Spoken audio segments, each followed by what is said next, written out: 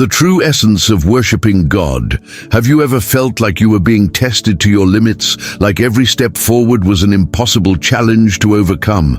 Imagine that in a scorching desert, where the silence is so profound it seems like screaming. Now add to that the presence of a dark force, offering everything you desire, but at the cost of something precious: your faith.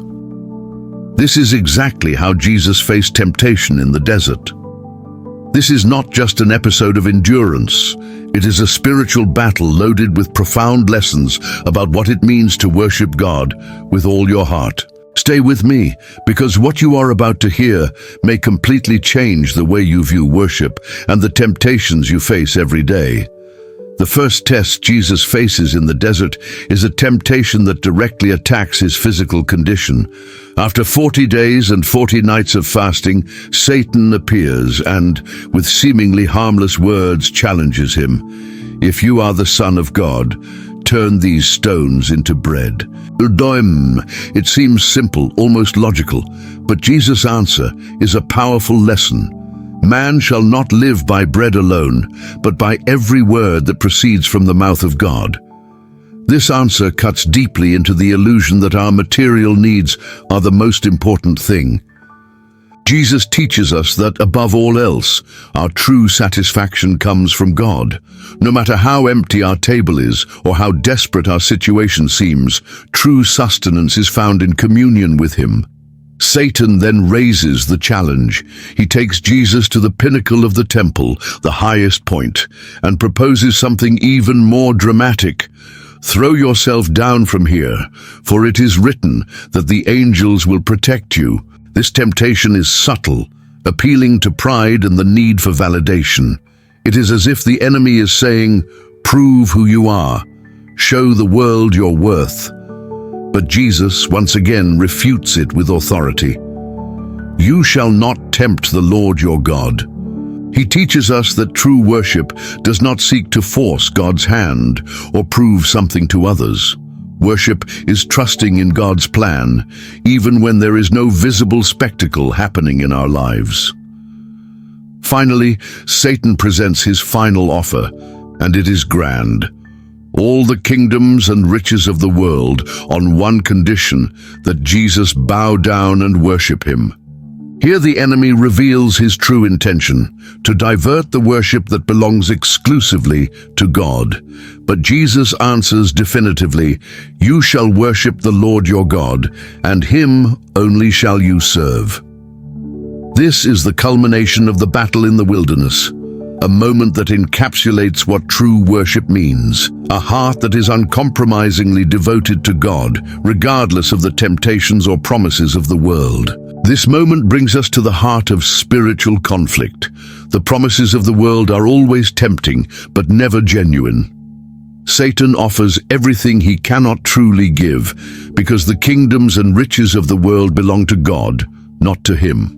When Jesus declares, "You shall worship the Lord your God, and him only shall you serve," he establishes an unshakable truth. Worship is not something we can divide or negotiate. It is an act of total surrender, a commitment to what is eternal and not to the fleeting illusions that try to capture our attention. This battle in the desert is not just symbolic. It reflects the temptations we face daily. Just as Satan tried to divert Jesus from his mission, he tries to distract us with things that seem urgent or desirable. A promotion at work that takes us away from our values, a relationship that compromises our faith, or even a relentless search for validation on social media. The essence of worshiping God is to resist these distractions, keeping our eyes fixed on him, even when the path seems difficult or lonely. And there is something even deeper to be learned here. True worship does not happen just in words or rituals, but in the choices we make every day. When Jesus rejects Satan's proposals, he is demonstrating that worshiping God is an act of practical obedience. It is saying yes to God's will, even when it goes against our momentary desires. It is trusting that his provision is sufficient, even when we are facing real needs. And most of all, it's recognizing that our greatest reward is not in the things of this world, but in His presence. The essence of worship revealed in choices. Every response Jesus gave in the wilderness points to a pattern we can apply in our own lives. He didn't just resist temptation. He used Scripture to make His case. This teaches us that true worship is not based on feelings, but on a solid conviction about who God is. When we face temptation, doubt, or pressure, our best defense is to be rooted in the Word. Worshipping God isn't just about singing hymns or going to church. It's about aligning our daily decisions with divine truth, even when that means giving up something that seems appealing. Another crucial point in this event is how Jesus keeps his focus on the greater purpose. Satan tries to divert him from the plan of redemption by offering shortcuts. But Jesus understands that his mission is not about personal glory or immediate power. He is there to fulfill God's will, even if it involves suffering and sacrifice. This lesson is essential for us. We often seek quick results or avoid difficult challenges, but true worship requires patience and faithfulness, even in times of trial. And what about the exclusivity of worship?